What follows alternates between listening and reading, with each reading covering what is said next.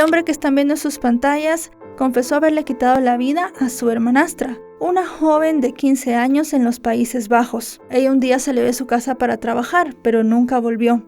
Lo que siguió fue una búsqueda desesperada que duró años y que al final llevó al culpable tras las rejas. Si quieren saber todo lo que pasó, quédense conmigo hasta el final del video. Hola a todos, ¿cómo están? Mi nombre es Lesma, espero se encuentren muy bien. Yo como siempre muy contenta de poder estar un día más aquí con ustedes, muy agradecida de que me estén viendo donde quiera que se encuentren. Hoy tenemos un caso sucedido en los Países Bajos, el de Nicole van der Hurk. Acompáñenme a ver todos los detalles.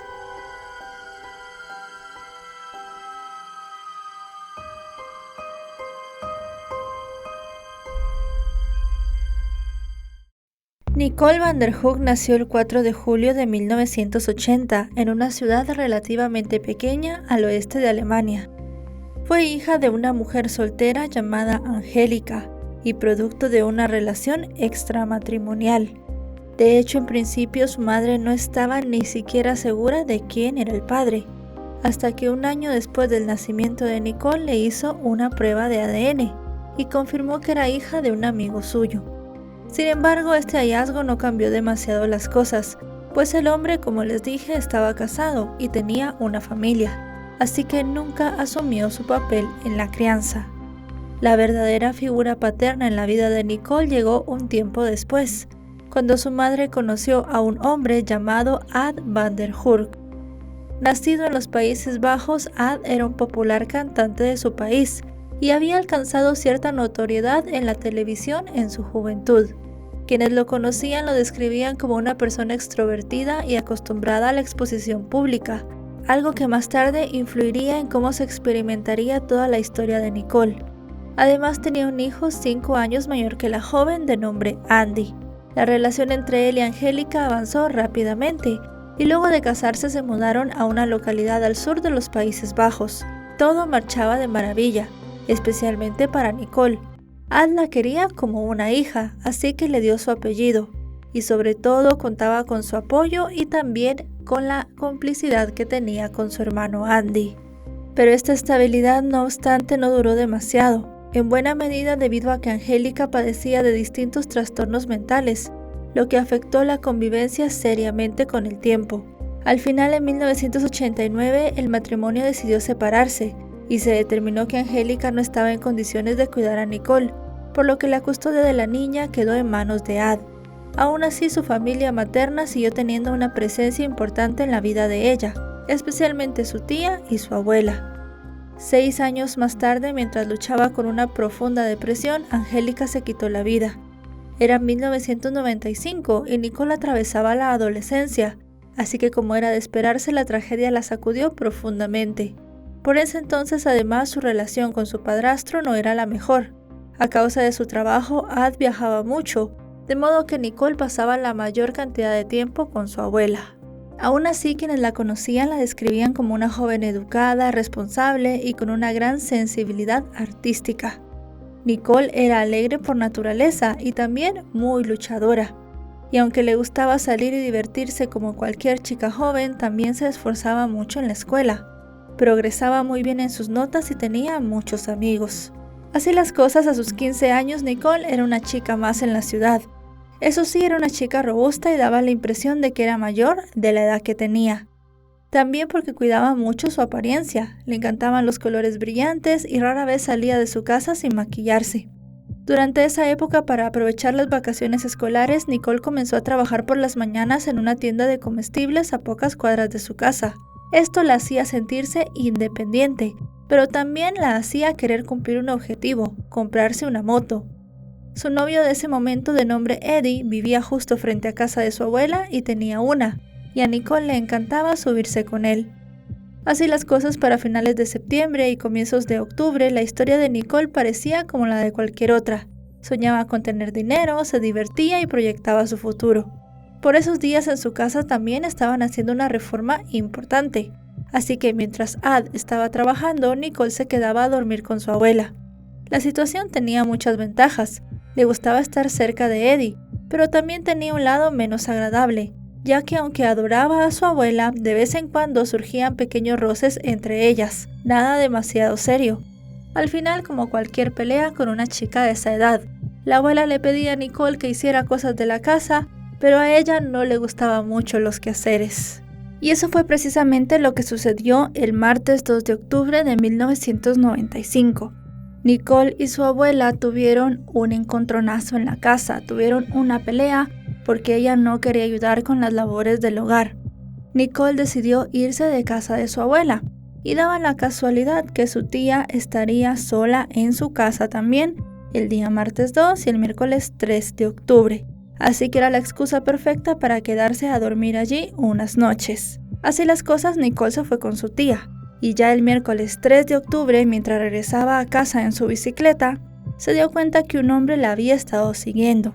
Al llegar a casa le contó el extraño episodio a la mujer, pero en ese momento no les pareció demasiado alarmante y pasó prácticamente desapercibido.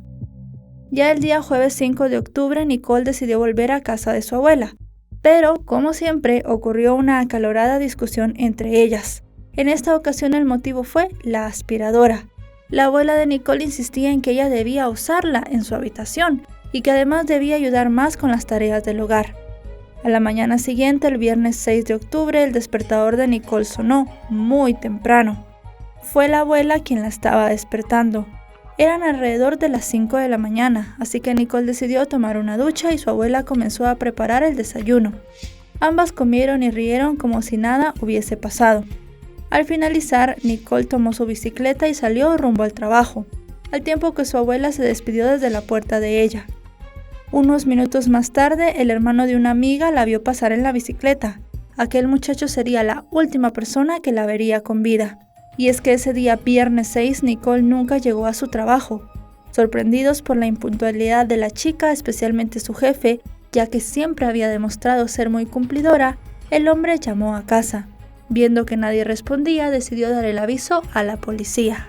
Al presentarse en casa de la abuela, los agentes comprobaron que Nicole no se encontraba allí y que nadie sabía en dónde estaba. Pese a ello, en un primer momento no parecían haber razones para alarmarse. De hecho, la policía pensó que quizás había decidido irse a otro sitio, o que aparecería más tarde. Sin embargo, a medida que el día avanzaba y nadie lograba contactarla, la preocupación comenzó a crecer.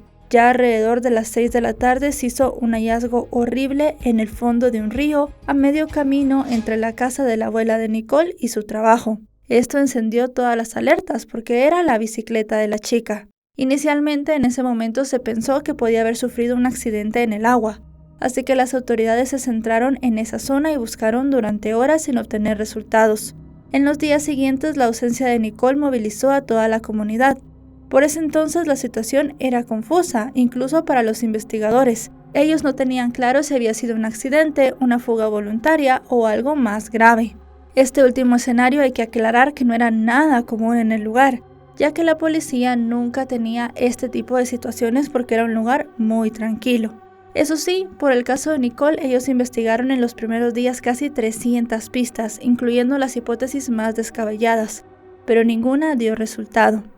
Entretanto, y valiéndose del perfil público de Ad, el padrastro de Nicole, la familia se enfocó en dar a conocer la historia de la chica por todas partes. Ad se ocupó de organizar una expedición de búsqueda, de poner y de llamar a sus fans en alerta por lo que había sucedido, y también de hacer que las personas fueran conociendo el caso de Nicole. Pero todo esto no dio resultado y con el paso de los días el hombre comenzó a plantearse utilizar videntes para poderles consultar. Ya 2 semanas después de la desaparición de Nicole, el 19 de octubre, por fin surgió una nueva pista. Las autoridades habían encontrado la mochila de la jovencita en un bosque cercano, a varios kilómetros de donde apareció su bicicleta.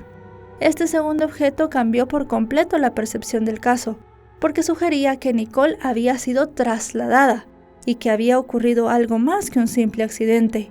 Sin embargo, a pesar de volver a intensificar la búsqueda en el área donde se encontró el objeto, no había más evidencias. Unos días más tarde, el 24 de octubre, llegó otra pista que en apariencia parecía clave. Un hombre llamó a la policía diciendo que sabía quién era el responsable de la desaparición de Nicole. La peor parte, no obstante, fue que este supuesto testigo afirmó que ya no tenía sentido buscarla, pues la joven había perdido la vida. La tensión no terminó allí, y antes de que la persona incluso pudiera identificarse, la llamada se cortó, y además de eso, no se volvió a comunicar. Las semanas siguientes estuvieron marcadas por una búsqueda cada vez más intensa. La policía recibió llamadas y posibles pistas, y cientos de voluntarios y agentes recorrieron caminos rurales, campos, zonas boscosas, ríos, todo esto con la esperanza de encontrar algún rastro de Nicole. Pero los días pasaron y ella seguía sin aparecer. Finalmente, el 22 de noviembre de ese mismo año, 1995, más o menos 7 semanas después de la última vez que habían visto a Nicole con vida, un excursionista hizo un descubrimiento terrible: el cuerpo sin vida en un bosque de una chica. Este inmediatamente llamó a la policía y los agentes confirmaron que se trataba de Nicole. Los restos estaban ocultos entre ramas y sugerían que alguien había intentado esconderlos. El lugar del hallazgo además estaba ubicado a unos 10 kilómetros de la casa de la abuela de la joven. El cuerpo fue levantado y fue llevado para que le hicieran todos los análisis forenses, y estos revelaron que había sufrido una agresión extremadamente violenta. Nicole tenía lesiones en la cabeza y los dedos, una fractura de mandíbula y una herida punzante en la caja torácica causada por un objeto afilado. Asimismo, el estado del cuerpo permitió determinar que le habían quitado la vida el mismo día que había desaparecido. La historia conmocionó el país y miles de personas se acercaron cuando fue el funeral de Nicole para despedirla. Pero mientras tanto había una pregunta que todos se hacían: ¿quién había sido capaz de un acto tan horrible en contra de una jovencita? Tirados completamente a la investigación, los detectives revisaron cientos de pistas, interrogaron a posibles testigos y trataron de reconstruir los últimos movimientos de Nicole. Sin embargo, a pesar de los esfuerzos, las semanas pasaban sin tener ni un solo sospechoso. Eso sí, del cuerpo se habían recogido 3 muestras de ADN, las mismas que se consideraron de alto riesgo de contaminación, debido a la descomposición causada por la exposición a bacterias y elementos naturales, así como a las primitivas técnicas de recolección de ADN que había en esa época. En este contexto, y mientras todos querían saber qué había pasado con la jovencita, volvió a cobrar importancia aquella misteriosa llamada recibida unas semanas atrás. Los agentes tenían la esperanza de que alguien reconociera la voz, por lo cual difundieron la grabación a nivel nacional. La hipótesis era que esta persona podía ser el mismísimo criminal, o alguien muy cercano a este, o bien que al menos conociera más detalles del crimen. Pero después de varias semanas centrados en esa línea de investigación, a la amplia cobertura mediática y a las nuevas llamadas recibidas, la estrategia no dio resultados. Nadie aportó información útil, y así las cosas, las autoridades concluyeron que la historia era inconsistente y que no planteaba nada real al caso. Pensaron al final que era una broma de mal gusto. Entonces los agentes decidieron buscar en el círculo más cercano de Nicole. Entrevistaron a amigos, a familiares y a personas cercanas, pero no encontraron nada. Todo parecía un callejón sin salida. Aunque luego de un tiempo, la tía de Nicole recordó aquella conversación que había tenido con la chica. Recuerden que ella dijo que había alguien siguiéndola, y las autoridades decidieron seguir esa línea de investigación. Este dato hizo que la policía considerara también la posibilidad de un agresor oportunista, alguien que llevaba algunos días vigilando a Nicole entre sus rutinas. Sin embargo, era una pista muy poco sólida, y para complicar el panorama, el equipo de investigación se tuvo que reducir a solamente 4 detectives, algo que era demasiado retador, ya que los 4 no se daban abasto en ir en las múltiples direcciones y en las innumerables pistas que llegaban. Incluso en esas pistas apareció una historia extraña. Un conocido de la familia, detenido en Estados Unidos por tráfico de sustancias ilegales, aseguró saber quién le había quitado la vida a la joven. Y durante un tiempo sí que la policía llegó a investigar su versión, pero concluyeron que no llevaba a ninguna parte. Durante las siguientes semanas, los detectives trabajaban sobre distintas hipótesis y se elaboró una lista de posibles sospechosos, basada en testimonios, rumores locales y comportamientos que eran considerados un tanto extraños. Ninguna de las personas fue acusada formalmente, pero los investigadores consideraban de interés intentar reconstruir los hechos. Entre las personas que habían llamado la atención se encontraban algunos individuos que habían estado cerca del lugar del crimen, personas que habían mostrado un interés inusual en el caso y algunos conocidos de Nicole cuyas declaraciones presentaban algunas inconsistencias. Así las cosas, en 1996 su propio hermano quedó bajo arresto. Sin embargo, después de 5 días fue liberado sin cargos. Al mes siguiente, Ad corrió con la misma suerte, pero al igual que su hijo, él tenía una coartada sólida. En su caso, vale agregar, despertó sospechas en parte sus numerosas apariciones en los medios. Los agentes creían que estaba buscando protagonismo. Con las pistas agotándose poco a poco, la investigación perdió impulso y como consecuencia el caso quedó estancado, hasta que finalmente decidieron archivarlo. Y aunque el expediente seguía abierto, durante años no se produjeron avances significativos ni detenciones. Ya en 2004, una nueva unidad especializada en casos sin resolver reabrió la investigación, revisó los informes y entrevistó nuevamente a personas cercanas, pero tampoco dio resultados. 7 años después, hacia finales del invierno de 2011, ocurrió lo impensable. Andy, que en ese entonces vivía en Inglaterra, publicó en su perfil de redes sociales que él era el responsable del crimen de Nicole. El mensaje se compartió miles de veces y no tardó en llamar la atención de las autoridades. Poco después el hombre fue detenido y extraditado a Países Bajos. Mientras tanto, Ad, quien seguía con vida, declaró ante la prensa que no creía que su hijo fuese responsable y que probablemente el chico solo hubiese estado buscando atención. Una vez fue interrogado, Andy sorprendió a las autoridades con su relato. Según dijo desde el inicio, la pérdida de Nicole lo había afectado profundamente y con el tiempo había desarrollado problemas psicológicos, había caído en depresión y comenzó a refugiarse en el alcohol. Aceptar que el caso estaba sin resolver era algo que sencillamente no cabía en su cabeza, y fue así como en algún punto se propuso hacer algo para cambiar la situación. A sabiendas que las técnicas forenses habían avanzado muchísimo desde 1995, estaba convencido de que mediante pruebas de ADN la policía podría encontrar al responsable, pero para eso necesitaba convencer a las autoridades de exhumar el cuerpo de su hermana y analizar posibles rastros genéticos. Habló con algunos policías sobre la posibilidad, pero le explicaron que el proceso era muy burocrático y que solo podía autorizarse si había pruebas muy contundentes. Fue entonces cuando decidió hacer algo que pondría en riesgo su reputación y su libertad. Y lo hizo. Al final, Andy dijo que él le había quitado la vida a Nicole solamente para que lo llevaran a la cárcel, y como no había pruebas físicas en contra de él, 5 días después salió caminando como un hombre libre. Sin embargo, la situación dio un giro inesperado cuando su padre cambió drásticamente su postura. Comenzó a decir que después de todo sí creía que él pudiese estar implicado. Aquella contradicción no hizo más que alimentar las sospechas, y Andy pasó a ser el principal responsable de los hechos. Las autoridades decidieron exhumar el cuerpo de Nicole para buscar restos de ADN. Las labores contaron con la presencia de un nuevo equipo asignado y de algunos técnicos del servicio forense, el fiscal y algunos otros agentes de la zona. Cuando el cuerpo de Nicole fue exhumado, los agentes se llevaron una sorpresa. El ataúd era de zinc y estaba completamente sellado, aislado de la humedad, el aire y la tierra, y gracias a esto los restos de Nicole se habían preservado de una manera muy buena. Nicole seguía dentro de una bolsa blanca en su ataúd, y los especialistas no quisieron correr ningún riesgo para alterar las evidencias, ya que decidieron no abrir nada en el lugar. Llevaron el ataúd y lo colocaron de inmediato en un ataúd exterior, que luego envolvieron de plástico. Y después de tomar las pruebas necesarias, el ataúd fue llevado de nuevo al cementerio, donde los seres queridos de Nicole volvieron a despedirse de ella. Mientras tanto, tuvo lugar un cruce mediático entre padre e hijo. Todo ocurrió cuando en varias entrevistas Andy llegó a afirmar que él sospechaba hasta de Ad, su propio padre. Luego lanzó algunas acusaciones muy graves, como que Nicole podría haber estado embarazada de él y que la había eliminado para ocultarlo.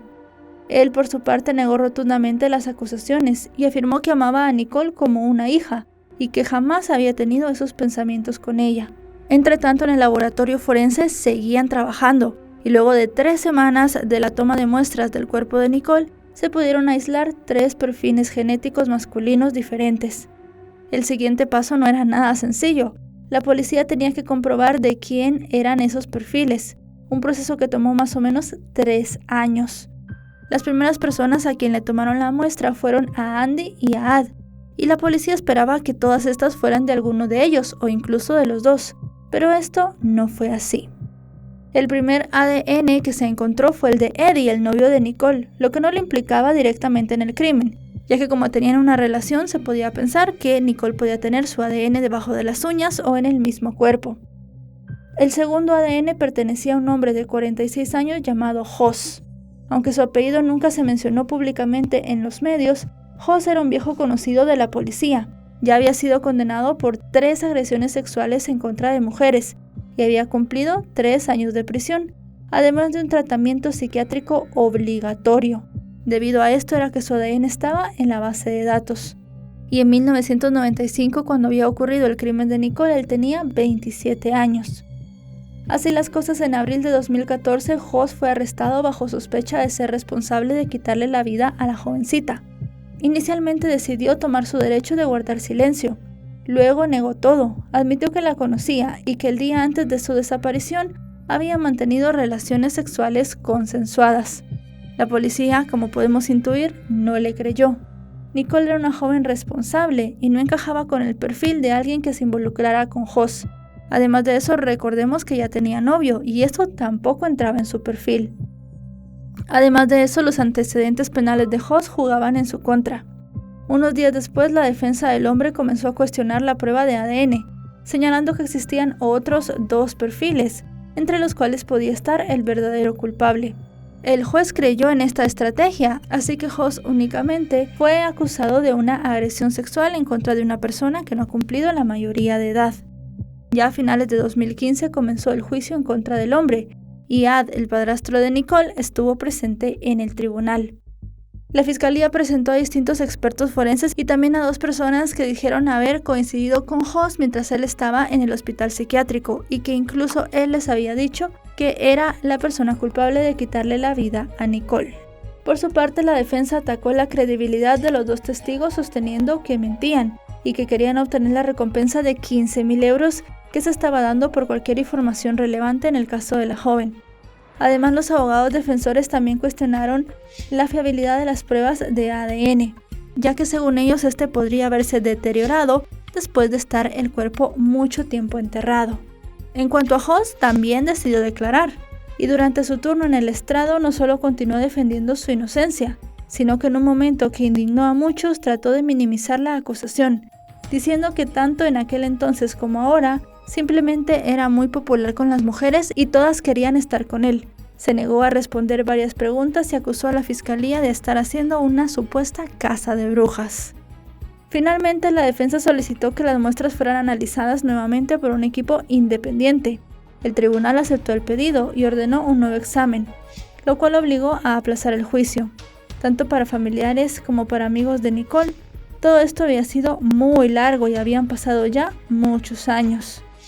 Sin embargo, apenas unos meses más tarde, ya en abril de 2016, el nuevo equipo forense confirmó lo que ya se sabía. Uno de los perfiles de ADN era de Hoss. Como resultado, en octubre de ese mismo año, la fiscalía reiteró su acusación y pidió una pena de 14 años de prisión. Al mes siguiente, el hombre se declaró culpable y obtuvo una condena reducida de 5 años. Esta condena supo poco para Ad, no solo porque era algo demasiado relativo en el caso, y Hoss no había sido juzgado por quitarle la vida a la jovencita, tal y como ellos querían. En ese entonces él ya tenía otra pareja que lo apoyaba incondicionalmente. Al final la fiscalía decidió apelar la resolución, y fue así como 2 años después, en octubre de 2018, la absolución por homicidio fue revocada, y finalmente Hoss recibió una condena de 12 años de prisión por el crimen de Nicole. Familiares y amigos, junto a quienes los habían acompañado durante todos esos años, celebraron el fallo. En cuanto al ADN masculino no identificado, la policía informó que se había incorporado la muestra en la base de datos, de modo de que si esa persona es detenida en el futuro, se pueda vincular al caso. Nunca llegó a confirmarse tampoco del todo si Andy y Ad se disculparon mutuamente o si siguieron con su relación. Según algunas fuentes, esto sí que sucedió y en algún punto volvieron a tener contacto. Fuese como fuese, en la primavera de 2021, los vecinos de Andy comenzaron a preocuparse porque no había salido de su apartamento en varios días. Como no era algo habitual en él, le avisaron a la policía. Los agentes llegaron al lugar y tocaron la puerta varias veces y finalmente decidieron forzar la entrada. Al ingresar percibieron un olor muy fuerte. Dentro de la casa encontraron a Andy sin vida en la habitación, acostado sobre la cama.